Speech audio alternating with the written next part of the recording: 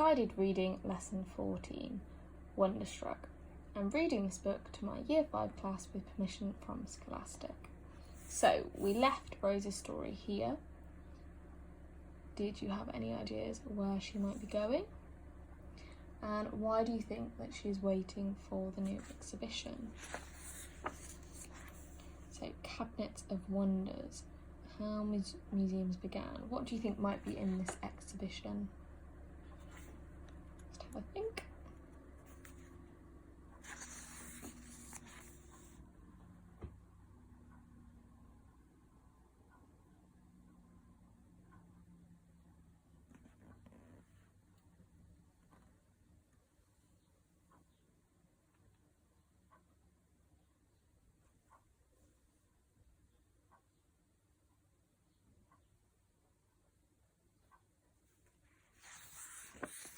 I am back to Ben's story.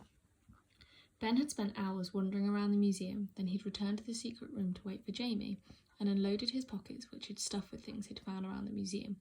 A plastic dinosaur, a business card, a bobby pin, and a subway token. He was rereading Wonderstruck when Jamie finally showed up that evening. He sat down next to Ben on the fur blanket and produced a couple of sandwiches and cans of soda from his green knapsack. Ben smiled, took one of the sandwiches and drank some soda. Jamie pulled out the notebook and wrote, "Sorry, it took me so long to get back. I forgot my dad was taking me on one of his work trips." Ben nodded while he ate. Jamie reached under one of the shelves and slid out an old blue record player. It might have been of his mum's. Jamie unsnapped the latch and opened the lid. He chose a record from a nearby stack and placed it on the turntable. As he was lowering the arm onto the record, he stopped and smacked his forehead. He made a face indicating he'd done something stupid and pointed to Ben and then to his own ears. Ben said, "It's okay, you can listen. I feel the vibrations." Jamie smiled and lowered the arm. Ben placed his hand over the fabric of the speaker, built into the front of the record player, and felt the music just like his mum used to do. When the record ended, Ben said, "I have to go home, Jamie. Can you tell your dad about me and ask him to call my family?" The strangest look crossed Jamie's face. "Okay," he wrote, "but first I have a surprise for you.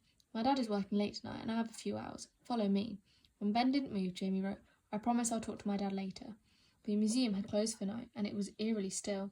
Jamie led Ben down the long hallways and through many doors, some of which he had to unlock with his set of keys. Most of the lights had been turned off, plunging everything into darkness. The beam of Jamie's flashlight lit the floor ahead of them. When they came upon a night watchman sitting and reading a book at the end of the corridor, Jamie pulled Ben around the corner and down another hall. He opened a door marked electrics. Carefully, he led Ben through another door to a row of folding seats and pushed gently on his shoulders, indicating he should sit. When Ben's eyes adjusted to the darkness, he made out the dim glow from a control panel where Jamie stood and a giant object like a mechanical insect appeared in the centre of the room. He turned and spun and suddenly the ceiling lit up with stars. Ben gasped, "The planetarium!" Jamie came and sat next to him as the sky filled with shooting stars. The projector rotated, the view changed, and the boys found themselves inside a meteor, hurtling across the sky. They flew to the moon and bounced between craters. One by one, the planets drifted into view, and soon they were out beyond the solar system, gazing down on the universe like ancient gods. Ben thought of the glow-in-the-dark stars in his room, and the Big Dipper, and the quote about the stars and his mum. The glowing lights above him spun and swirled, tracing endless patterns against the perfect dome of the ceiling like a million electric fireflies making constellations in the dark.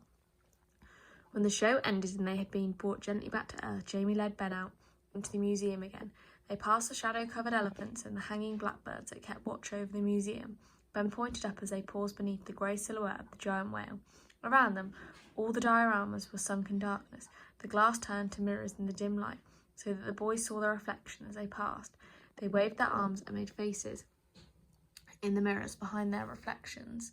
From certain angles, the animals peered out like ghosts from the Serengeti. For a moment, Ben found it hard to imagine the museum was full of light and bustling with people. The building felt permanently haunted. Jamie, smiling broadly, turned on the flashlight and ushered Ben into a rickety old elevator. He slid the metal gate shut and pushed down on a long bronze handle.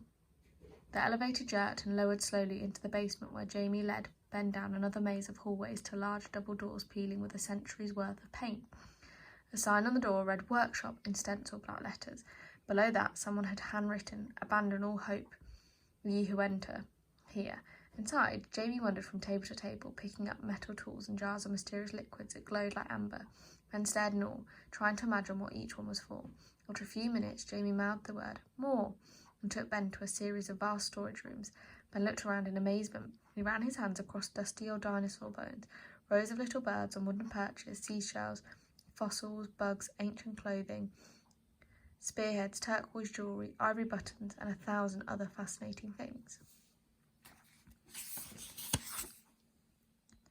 The boys explored for a while, and then Jamie led them down a long hallway filled on one side with black metal filing cabinets stacked 5 drawers high, for as far as the eye could see, teetering on top of the filing cabinets were piles of discarded furniture, including an old empty card catalogue, even bigger than the one in his mum's library.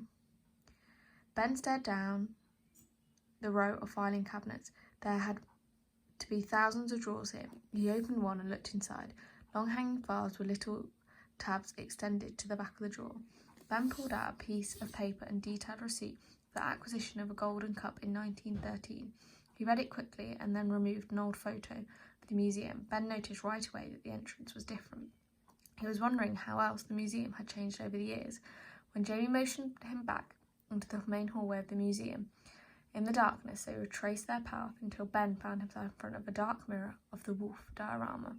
The electric moonlight had been turned off when Jamie shined a flashlight inside. Flawed, glittering glass eyes flashed back. So back to Rose's story. What do you think she might be looking at?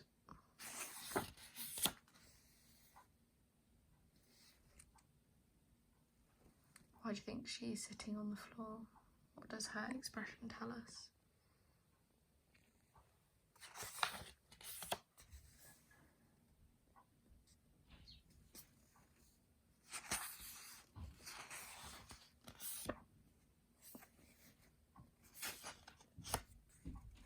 How do you think she's feeling in this moment? Do you think she's looking at something in particular?